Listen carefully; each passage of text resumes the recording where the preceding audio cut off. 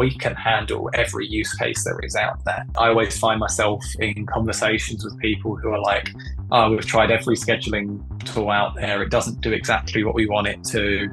And I'm like, try me. And they tell me what it is. And I'm like, yeah, Cal.com can do that. In reality, there is no reason to actually use anything else if Cal.com is going to do everything under one roof. All right, guys, bang, bang. I've got Bailey here with me. Bailey, calendars. Everyone hates them, but everybody got them. What are the major problems that you guys see with scheduling and kind of the calendar products that have been out on the market that made you guys want to go build Cal.com? Yeah, I mean, we're definitely far from being the first guys on the market when it comes to calendar scheduling. But the problem is it's great if you fit into their niche small use case. But like, let's be real, we're people with busy schedules, all sorts of different workload and scheduling requirements, which usually lead a lot of people to requiring having some sort of EA that schedules their stuff. And the problem is nothing else just goes far enough to achieve what we want, because our time is complex and we need a way to be able to manage that effectively.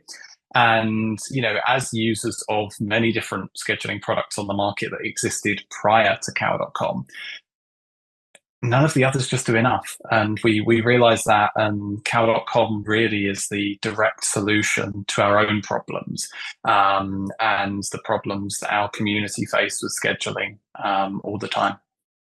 Now, when you think of the use cases that fall outside of those normal products that people had been using previously, like what's an example of something that didn't really fit into that use case?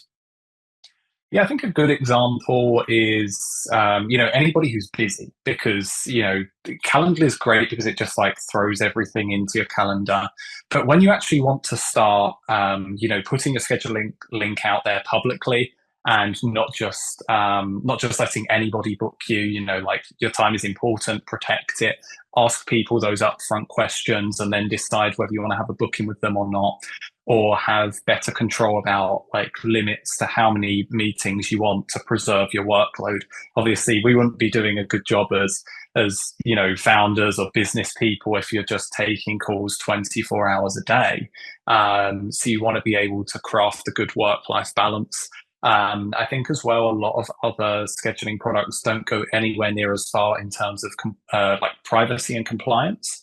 So, a lot of people who use Cal.com, VCs, PE funds, things like that. Now, you're booking meetings with companies that you're looking to invest in. Now, imagine the ramifications if that data got leaked, because, your calendar is a direct insight into everything that you're doing. And there are absolutely no guarantees with pretty much any other product out there that they cannot read or sell your calendar data. I mean, we have to have access to read your calendar data. And Cal.com, because it's open source, because you can literally go through and audit that code and make sure that it's not doing anything dodgy, like Cal.com absolutely flies past anything else in terms of security and compliance, which means, we work with people in, finance, banking, healthcare. Healthcare is a huge thing for us. Even government organizations and things like that. There's really just a multitude of assurances that you get with Cal.com in terms of longevity, privacy, compliance, and these things are huge blockers. Now, obviously, Cal.com is, I would consider, the leading open source solution for kind of scheduling platforms. What is the benefits of being open source versus maybe more of a closed source type solution? Yeah, so I think it's always been very much part of who we are. So not just on that privacy side, because everybody could audit the code, but also the fact that everybody gets an opportunity to collaborate in the development of Cal.com. I think when people ask, why is Cal.com better than, Calendly or SavvyCal or any of the others, I could sit there all day and tell you every single feature we have. But I think the more interesting thing to talk about is, because we're open source, since day one, we've always been very close with the community, because open source is not just about one company, but a whole community coming together to build something. And we have listened to the unique needs of every single person in the community. And either we've built it because we're listening to their needs, or they're building it and contributing it via open source.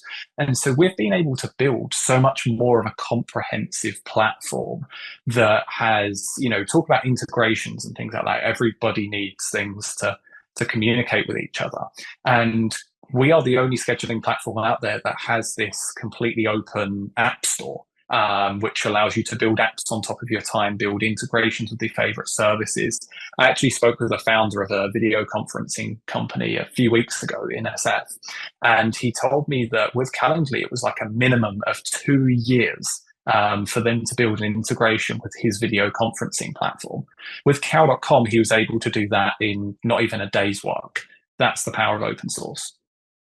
Now, when you see Cal.com's current feature set, it seems like people from across industries are all starting to use it. What metrics can you share in terms of growth, adoption, kind of the number of meetings? Like, what are the things that you guys are measuring to see, hey, this is working? Yeah, so we've 10x our monthly active users in the past year. We've doubled total signups since March this year.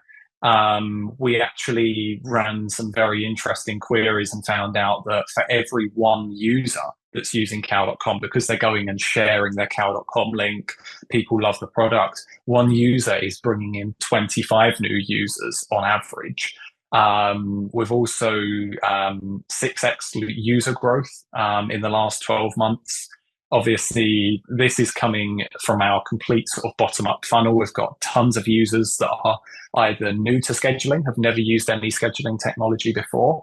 We've got thousands upon thousands of users every week that are switching over from Calendly and things like that, because objectively, we do have a far superior feature set.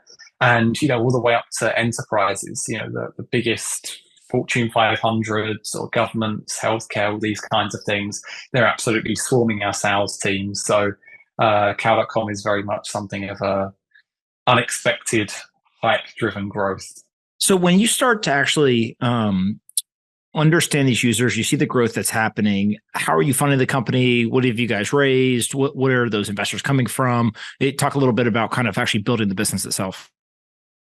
Yeah, so Cal.com actually started from very sort of humble beginnings, because it was literally just a project that I worked on for some fun alongside my full-time job at the time. This was about 3 weeks of development, and then we launched it on Product Hunt. And from the day we launched on Product Hunt, we got product of the day, product of the week, product of the month, all these kinds of things.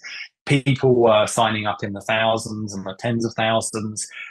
It all came in a pretty quick rush. And obviously, as soon as you start disrupting the market like that, that's when VCs reach out. So, from the time that we launched our very basic MVP, VCs were in our inbox. We were, negotiating with VCs, things like that. At the time, I had like $600 to my name. I was like 17 years old when I started this. We come literally from nothing in terms of funding, but like very shortly after, we raised a 7.4 million seed round.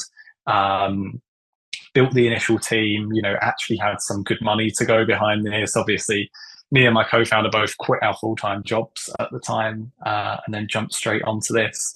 And obviously that money really sort of kicked us off the ground. And then, as we then got closer towards the time when we actually rebranded to Cal.com, because it was originally called Calenso, you can't get domains this good from the get-go.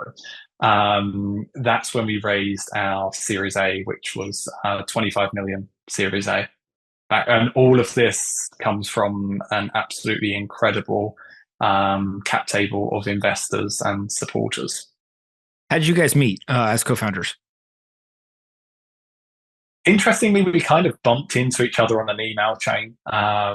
We were both always looking for the exact same thing, because back in the day, if you went out there and searched like open source alternative to Calendly, things like that, we actually, when we recount this story, both of us, we found ourselves on the same Reddit threads and things like that, just scouring Google for the very solution to our problems. And Pierre, my co-founder, he had like an initial idea, but his company at the time got acquired by OnDeck. and he went into a big head of product role there. And so he wouldn't have had time to work on it. So he reached out to other people who were interested in this, early supporters, things like that. I was like one of the first five people that ever sort of reached out regarding the idea. And then we sort of struck up an agreement to actually co-found this company. And obviously with the growth that it saw, we then quickly, quit our respective full-time jobs and just really went into this head on. Now, when you see two co-founders that get along, kind of bumped into each other in the way you're describing, raised a lot of money, have these metrics, where are you going? Right. It's kind of like you got all the ingredients, but you still gotta produce the plate, right? You still gotta actually get the meal put together. What is this vision over the next, call it, 5 to 10 years that you guys think can take what I think most people would look at and be like, hey, I need a calendar that works for me. I need a scheduling platform that works for me. But how big can this get? What does that look like? Well, it looks like world domination in a sense. So, the thing is I think that thank you to Calendly, they paved the way back in, sort of the 2010s ish. And were the first people out of the door with scheduling products and made it the new thing where you can send a link to book a meeting. But the point is, I still have to pick up the phone at 8 a.m. just to, call my doctor and make an appointment. Like, they're not aware of scheduling links and things like that. The point is our long-term goal is to get this out to everyone. We have a great product, but we need to put in a ton of effort into making sure that, not just people who typically are aware of calendar scheduling products, founders or people in tech. Obviously, within that kind of niche, we perform really well. But I personally want to see that Cal.com gets the impact that nobody in the world has to pick up the phone to take appointments. Like, look at small businesses and things like that, where they are literally, they're doing their work and then they have to get distracted from their work to then go and pick up the phone and take appointments. It's like, why is that not solved by Cal.com already? So it's just achieving mass adoption from the bottom up. These start as maybe individual users or small businesses, but then it works all the way up into, we already have a few governments that are using Cal.com to power their scheduling. It's making the lives of their citizens, so much easier. The question is, why is not every government using it, or every public service and things like that? I think that something that me and my co-founder really care about is we measure directly, what impacts do we have on the world? How many times do we see other people using and benefiting from, better scheduling technology? Now, as I think about this technology, open source is really interesting to me because you're a company, you're being funded, you then are soliciting other people to continue to improve it, the product. Value accrual is something that a lot of people talk about in the Bitcoin and crypto world. Here is pretty interesting, right? Like, on one hand, there's a business that is accruing value and continues to grow, but there's also the open source software. And so how do you guys think about open source and then for-profit, kind of centralized company? And why is this the best model, right? Like, a lot of people in your situation would just be like, you know what, let's just build closed source technology. I understand why the open source could be valuable to the user. Why is it valuable for you all as business owners and kind of founders building this company? Yeah, it's a great question because there's always a very delicate balance between those things. And in your question, you said, why is it the best model? It's probably not even the best model for everybody. But what open source is something that has always been, very core to Cal.com from its inception, and will always be. So what we see here is, obviously, we're here to make impact on the world, and so there's things out there like refugee camps are using Cal.com free of charge through open source to, schedule services for their refugees. And that's huge to us. There are the reason why that some of these governments from a bottom up side can actually even use Cal.com is because fundamentally it's open source. That's not possible with anything else out there. So we're always here. We want to give something back to the world. We genuinely believe that scheduling is so core to what everybody does. Everybody has a schedule. Everybody, needs to meet with others. And so we see it as, we give something back to the world, open source contributors give something to us, but we can still charge, the businesses and things like that that use cow.com and turn a profit. It's not, none of this with open source. It's not a business strategy. It's not, it's not a commercial reasoning behind it. It's more of we're just genuinely interested in creating genuine positive change in the world, but behind a for-profit company.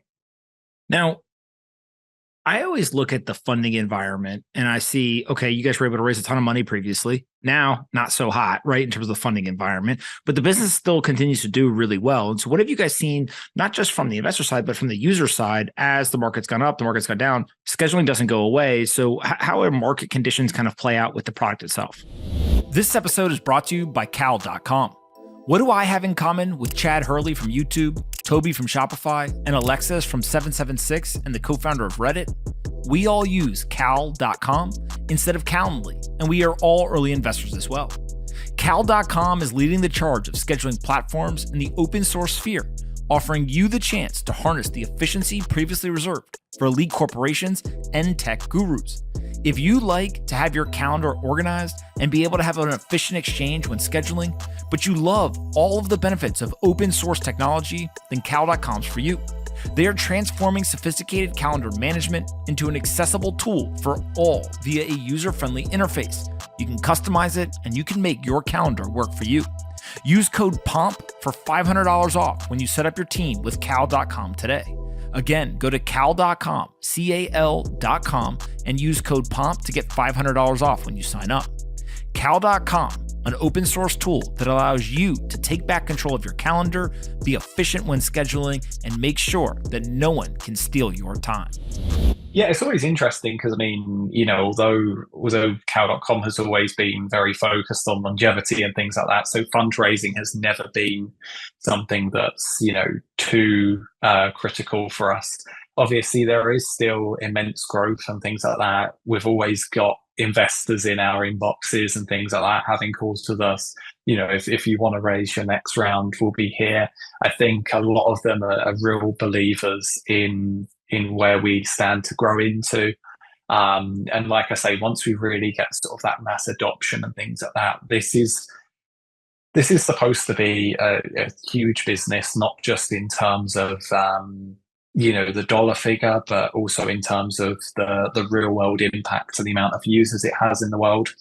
Also, we see, so part of what Cow.com does as well is what we call like scheduling infrastructure. So long story short, nobody wants to actually build scheduling into your own product. If you're out there building telehealth, if you're out there building a hiring marketplace, ask any head of engineering or something like that. They're going to tell you it's a terrible idea to build that yourself. So part of what we do is almost like Stripe for time. We provide a ready-made developer kit, and which handles all the scheduling for you, and you just focus on building a product.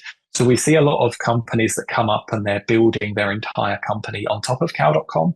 Obviously, they go around, they're raising in sort of like the seed markets or Series A's and things like that. And obviously, it's a very attractive thing for them to be able to put 100% of their time and effort into their core product and do what, makes them different from everything else, rather than wasting years and millions of dollars on scheduling. So I think in a way we've sort of helped empower some people to fundraise, as well as, having raised 2 really great rounds ourselves.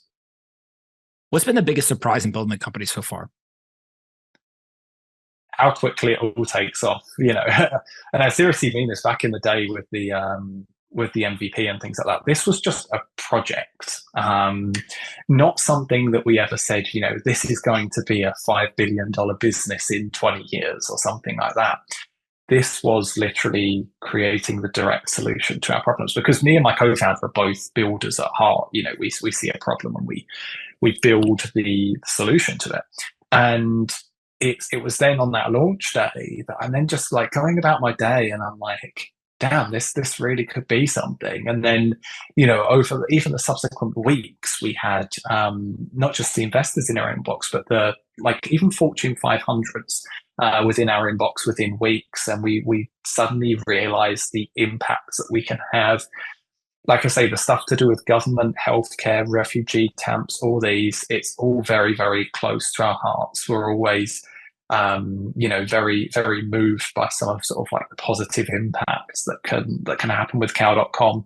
And we'll always try and be committed to supporting like scheduling for good causes and things like that. So yeah, I think it's all just been sort of a delightful surprise in how much impact and how quickly something can take off.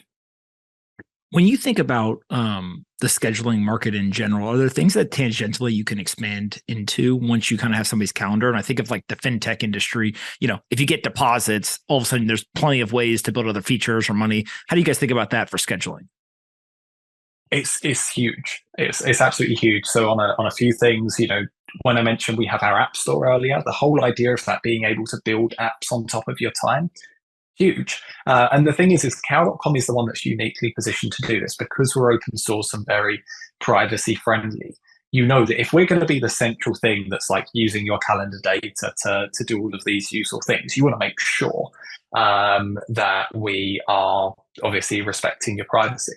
So we have all sorts of cool apps. I mean, one app that we launched recently is Cow.ai, which uses AI in the typical sense of like an assistant, where if somebody emails you, hey, can we find a time to meet? You can just forward it to your username at Cow.ai. So Bailey at Cow.ai. And I say, put this on my calendar for next Wednesday. And, it will use AI that will then talk with all of the core cow.com logic, because obviously we've built all of that core logic and things like that. So front end apps can just change the way that you interface with this rather than having to, rewrite the book from scratch. And so we're able to ship like a great AI experience that people are loving and, finding new ways to schedule things. We work with a lot of external companies. They can, safely use your calendar data to, do all sorts of productivity hacks, little apps, things like that. We have an app, Wipe My Cow. You can just hit one big red button and reschedule your entire day of meetings if an emergency comes up. Like it's amazing to us that we're in such a core position to what people do with their calendars that we can then become sort of like the central hub for anything that interacts with your time. And we have a lot of ambitious plans into the future as to how we're going to expand all of our app marketplace, do things like if you want to list your availability on a different site, say you join an experts marketplace or something like that, rather than filling in your availability there, that there'll be like a sign in with cow.com button, and that can then pull your availability straight from cow.com, things like that. That's a lot of the real sort of like long-term stuff that we can build. Talk a little bit about some of the trends that you all see in people using the product, right? Is, I don't know, more successful people have busier schedules or less schedules? Like, do you have any kind of trend analysis from some of the stuff that you guys see with calendar habits?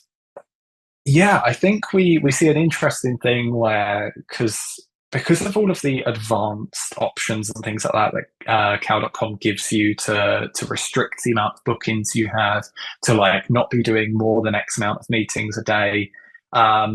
We always hear a lot of feedback from some of the highest profile people that like don't want to be blocking up their schedules with many things. I know a lot of people have different opinions as to how many meetings you want to have and things like that. But especially for like high profile people, they always comment about like, it's great, I can now lock down the amount of events that I'm having booked into my calendar. I can free up a lot of time. I'm not taking anywhere near as many, useless meetings, things like that. And I think especially for positions like sales, or if you're a founder, things like that, you want to vet who's coming through to you. And with cow.com, we have so many amazing sub products and features and apps and things like that can just help you take less meetings, which is very ironic considering that we're a scheduling platform and we want you to have as little meetings as possible. But it's all just there to protect your time. And I think that's definitely one of the things which I find remarkable in the irony of it, that we help busy people be less busy, I guess. Another part of this that seems pretty interesting to me is the maker versus kind of manager schedule, right? Paul Graham is famous for talking about in that to some degree, maybe you want your managers to have as many meetings as possible. You want your makers to have as few meetings as possible. I see people talking about artificial intelligence and like they might be able to write emails for you. They could do, all these like different tasks, whatever. Is there a world where we anticipate like AI agents meeting with AI agents, or like, like how do you kind of see artificial intelligence playing into some of this stuff, and how much of it is like hype versus actual things that could be built here? Quite. I could see it being a possibility. I mean, the good thing is as well is with Cal.com we move fast, and not just. I mean, we've shipped a lot in a small period of time with a small team, but also we're always sort of on the forefront of what's new. We shipped our AI, like our Calda AI. We've shipped a number of things to do with Web3 and crypto, whereas like nobody else is doing that. A lot of other competitors aren't even shipping regular features, let alone some of these new things. I mean, like nobody is really accepting crypto payments or allowing you to confirm, membership within a DAO or something like that. We're doing that. We're not playing it too edgy. We're still, a very rock solid and stable company, but just through open source, those who are passionate about some of these new things have the ability to build this on top of cow.com. So I think that we're always testing the waters and trying to be at the forefront of technology. And, for now, that's about sort of one-sided AI, in the sense of like making it a lot more natural to interact with your calendar, e.g., almost having like an AI version of an assistant that can put things on your calendar and know your schedule. But I think that once the technology really expands to be able to do like fully automate the booking process between two people and, an AI to really understand that, I can always promise you, whatever the technological advancements that are going on, we're the first people in the door. Now, my last question for you is when you all are successful, and I say that as an investor who is financially incentivized to see you be highly, highly successful, what do you see as the ramifications to the market? Is there like one scheduling platform to rule them all? Everyone else dies? Is there still kind of a couple of different options for different people? And how does maybe work change if you all end up being the dominant platform? Yeah, that's I mean, to be fair, we aim to be the one that rules them all. And I'm not just saying that as your typical over aspirational founder, without basis. See, the thing is we've kind of flipped the script here. It's taking us longer to get started and things like that because we're trying to build such a huge and complex product. But the thing is in the long run, I mean, already we can handle every use case there is out there. No matter what product you're using, we handle like even some of the more specialized ones that do certain things in terms of like routing sales calls to the right seniority of salesperson, depending on the size of the deal. Like we've done that. I always find myself in conversations with people who are like, oh, we've tried every scheduling tool out there. It doesn't do exactly what we want it to. And I'm like, try me. And they tell me what it is. And I'm like, yeah, cow.com can do that. So we've really put a lot of time and effort into making something that can really handle like every use case that you can possibly throw at us. And I think that in the long run, that will make us become quite a dominant platform because in reality, there is no reason to actually use anything else if cow.com is going to do everything under one roof. And that's why I think the side of us about being open source and things like that is very important because, if we're going to sort of monopolize the market, you want to make sure that we're doing that in good faith. That as well, this isn't cow.com isn't something where we can just like, it can disappear one day and the monopoly we've built falls is because it's open source. It lives on forever. I think there's a certain power in that. So, yeah, we're always aiming to be the ones to just solve everybody's use case. I think we already do that And it's now just a question of getting everybody across all those different use cases using Cal.com, because once they do, they can't stop telling us and telling Twitter how great the switch has been. Where can we send people to find you on the internet and find out more about cal.com? Cal.com. We have like a ton of resources on our site. We have information for every use case. And we have a great domain that, you can just type straight into your URL bar after you hear me say it once. So check out the website, whatever industry you're in. We have use cases suited for you. We have features suited for you. And if it doesn't do whatever it is, my email is bailey@cal.com. Ask me whatever it is that cal.com doesn't cover, and I guarantee we will have it, or if we don't have it, we will build it. Awesome. Bailey, thank you so much for doing this. We'll definitely do it again in the future. Thank you very much.